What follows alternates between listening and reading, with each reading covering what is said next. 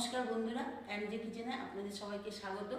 আজকে আমি আপনাদের সঙ্গে শেয়ার করব কচুর শাক। কচুর শাক আপনারা নারকেল দিয়ে অনেক রকমভাবে খেয়েছেন, তবে এইভাবে আজকে যেভাবে কচুর শাকটা করবো আপনারা একটু দেখবেন। আমার ভিডিওটা অবশ্যই দেখবেন, স্কিপ করে যাবেন না। আমার চ্যানেলটাকে সাবস্ক্রাইব করবেন। এই যে কচুর শাক এতটা নিয়েছি, কচুর শাকটা এখন আমি কেটে নেব। কাটার পর তারপর আপনাদের সঙ্গে শেয়ার করব। কচুর শাকটাকে কেটে নিয়েছি, এবার কচুর শাকটা ভালো করে ধুয়ে নেব এবং ধুলে কচুর শাকটাকে এবার একটু সেদ্ধ করে নেব নুন দিয়ে। বড় একটা পাত্রে মানে জল দিয়ে দেবো, এর মধ্যে একটু নুন দিয়ে দেবো, একটা চাপা ঢাকা দিয়ে দেবো, এটা ঢেকে সেদ্ধ করে দেব। কচুটা আমি আধা মতো সেদ্ধ করে নিয়েছি, এবার কচুটাকে নামিয়ে নেব। এর মধ্যে জলটাকে এবার আমি এর মধ্যে একটা কড়াই চাপিয়ে দিব কচুর শাকটা করার জন্য। কড়াইটা আমার গরম হয়ে গেছে, এবার আমি তেল দিয়ে দিব। কচুর শাকটা করতে খুব বেশি তেল লাগে না, এতটা পরিমাণে আমি তেল দিয়ে দিলাম। তেলটা আমার গরম হয়ে গেছে, এখানে দুটো শুকনো লঙ্কা দিয়ে দিলাম। এখানে একটা রসুন আধ থেতো করে নিয়েছি, এই রসুনটা এর মধ্যে দিয়ে দিলাম। নেড়ে নেব। রসুনটা আমার পুরো লাল লাল করে ভাজা হয়ে গেছে, এবারে আমি এর মধ্যে কচুর শাকটা দিয়ে দেব। কচুর শাকটা যখন সেদ্ধ করেছিলাম তখন আমি নুন দিয়ে সেদ্ধ করেছিলাম, তার জন্য ওই বুঝে আমি নুন দেবো এখন।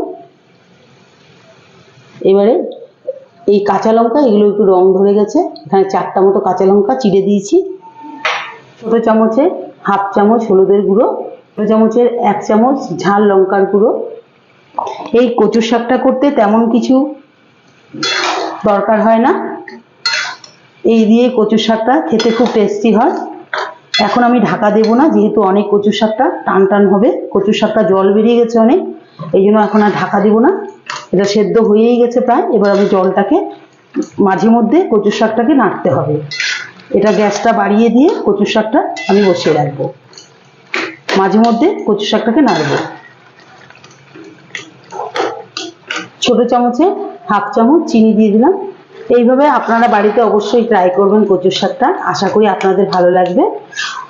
সব রকমই খেয়ে থাকেন, এইভাবে একবার অবশ্যই ট্রাই করবেন। গরম ভাতে দুর্দান্ত লাগে কচুর শাকটা খেতে। অনেক জল বেরিয়ে গেছে কচুর শাকটা থেকে, আমি গ্যাসটা বাড়িয়ে দিয়ে কচুর শাকটাকে করব। গ্যাসটা ঢাকবো না কচুর শাকটাকে।